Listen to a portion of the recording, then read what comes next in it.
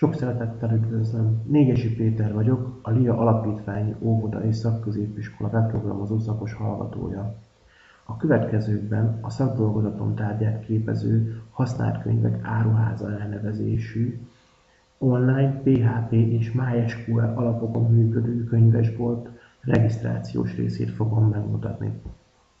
A regisztrációhoz kiválaszthatjuk a fejlécben lévő regisztrációikont, avagy a lábrészben megtalálható szöveges hivatkozás regisztráció felirattal. Én most a fejlécben megtalálható ikonra kattintok. Meg is érkeztünk a regisztrációs űrlapunkra.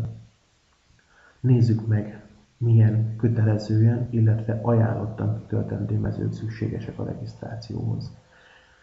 Kötelezően kitöltendő mezők a felhasználónév, a jelszó megismétlése, a vezetéknév, illetve a keresztnév, és nem utolsó sorban az e-mail cím.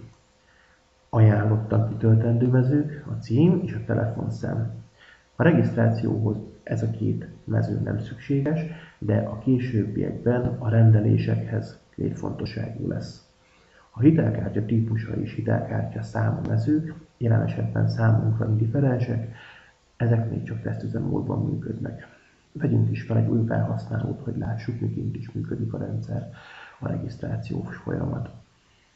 Amennyiben megpróbálunk üres adatokkal regisztrálni, hibaüzenetek sorát fogjuk kapni.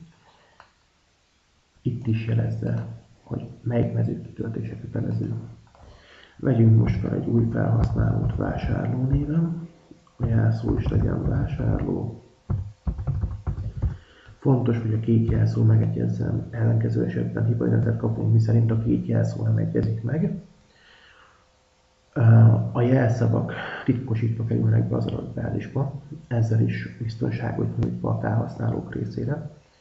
A vezetéknév és a keresztnév a magyar ABC betűi lehetnek, illetve kötőjel. Erre figyeljünk oda a regisztráció megadásakor. De hát most vásárló Péter.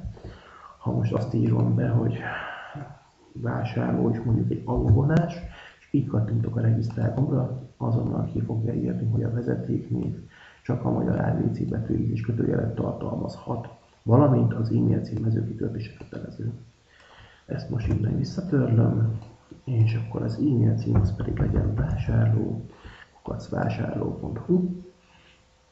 A címet egyelőre nem adom meg, ezt később meg lehet adni majd az adott módosításnál, valamint a telefonszámot is. És akkor most kattintsunk a regisztrál gombra. Azonnal átléptünk a bejelentkezési oldalra, ezzel is látva, hogy sikeres volt a regisztráció. Most pedig a vásárlóval szépen belépünk. Most még nem engedte, ugyanis közben lejárt az a biztonsági időkorlát, ez a 3 perc, amit ha tétlenséggel töltünk el, akkor automatikusan kiléptet minket a rendszer. Jelen esetben most már beléptünk vásárlóként, vagyis tagfelhasználóként, a jobb felső sorokban is látszik a felhasználó nevünk. Ennyi lett volna a regisztráció, köszönöm a figyelmet!